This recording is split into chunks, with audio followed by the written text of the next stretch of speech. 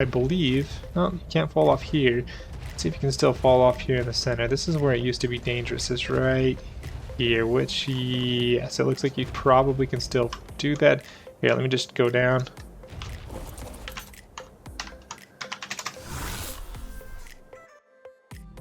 Okay, so today I'm going to go ahead and go over a quick guide on how to solo the Megapithecus. Now, this is going to be for difficulty easy on officials. This is going to be difficulty hard on single player.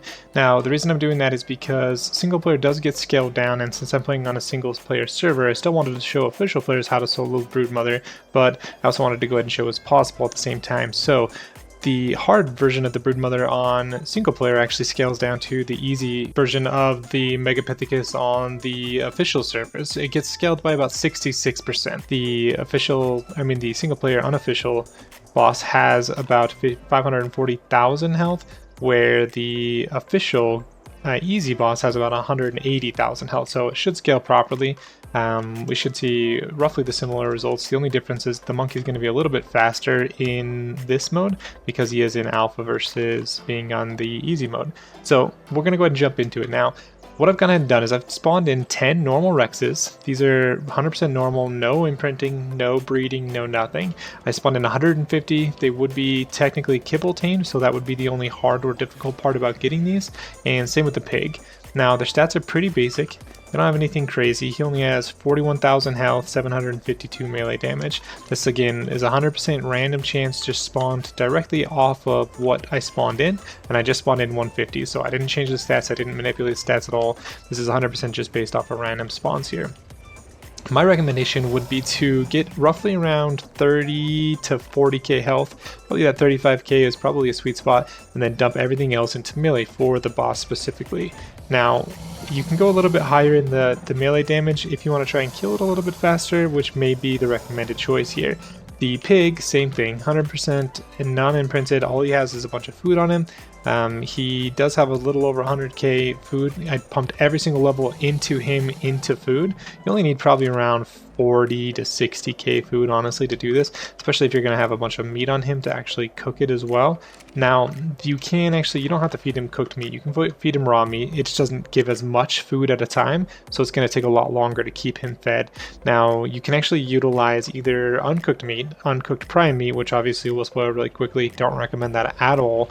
You can use cooked meat, which gives a good amount of food back. You can use cooked prime meat, which gives a really good amount of food back, but is harder to actually keep up with. Or you can go ahead and just make a kibble farm. Kibble farm is by far the best, and you should be able to keep up with the food pretty well if you have a kibble farm.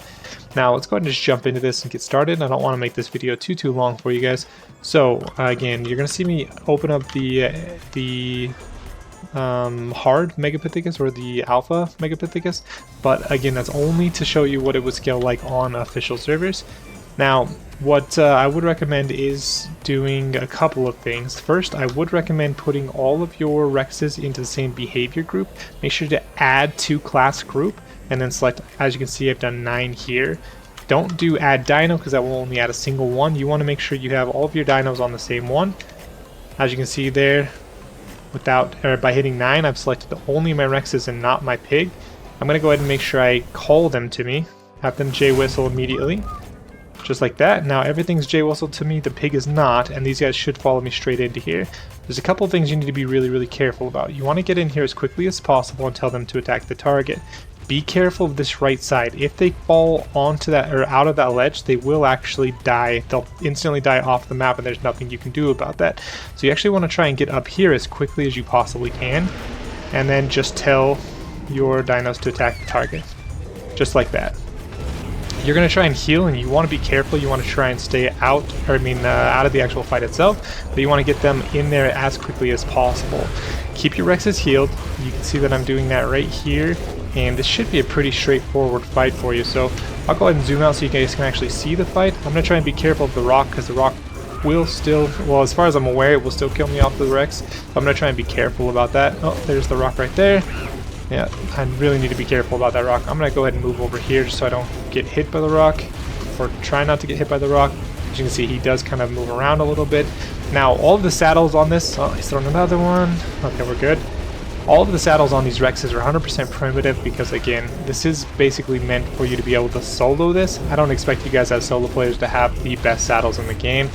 It is a... oh, he did hit me there. He didn't actually hit me though, so that's good.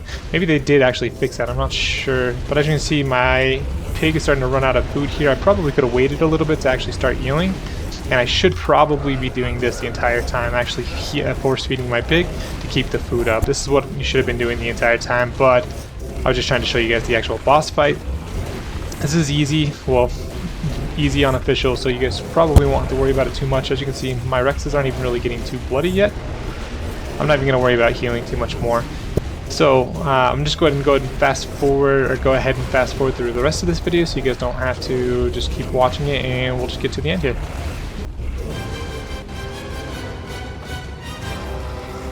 Alright guys, and there we go. So let's go ahead and whistle U here so they stop following. All of these guys are going to go ahead and be completely fine. You can see that they're starting to get a little bit bloody, so definitely be careful with that. Now, there's two ways you could have done this. You could have either done this with the Daedon, or you could have done it with the UD. UD goes ahead and gives them a buff, which makes them do more damage and take less damage. So that's also another good way to do that. Again, make sure you're very, very careful of this edge. This is one thing I want to stress again. If you guys end up fighting the boss down here, try to make sure that he's not facing this way, that he will knock your Rexes right off the edge. Another thing to consider, if you're on official servers, make sure that you're checking the boss to make sure it doesn't have the element on it.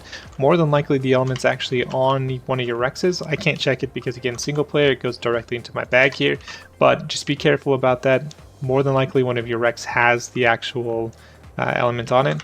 This guy seems to be the bloodiest out of all of them. He's about 11k health. We did heal a little bit in there. We did get them topped off, so he may very well have died if I didn't heal, but again, with either a UD or a Daedon, you should be completely fine. So I think that's pretty much it. That's where I'm going to kind of leave the video. I just wanted this one to be a quick, short tutorial. As you guys start to scale up, you guys can do harder and harder bosses. To be completely honest with you, we've done the hardest Megapithecus on official with 10 to 15 Rexes by myself multiple times. I'm not in Megatread anymore, so I don't have access to that stuff to actually show you guys anything like that, but I promise you, if you have good saddles, anywhere from 75 plus, I would recommend probably pushing more like the 100 armor range saddles, and you guys should be able to do this no problem. Just keep in mind, obviously, red Rexes are going to be better. You're going to get the imprints bonus, you're going to get the extra stats. Also look for anything from, you know, the best stats you can actually get for health and melee. Those are the two key stats for bosses. None of the other stats matter for a boss, right? You don't need to wait, you don't need stamina, you don't need any of that. So if you're looking for boss fighting Rexes or boss fighting dinos at all, really, you're looking for melee and you're looking for health. And you're looking for either a UD to fill the support role or a Daedon. Either one should be okay. Daedon only needs about 40 to 60k food, especially if you're feeding that, which you did not see me do there because I was failing. He kept him alive long enough to get him through the fight, and that's really all that matters. So if you're looking for some element as a solo player, even on official servers, these are 100% just random Rexes.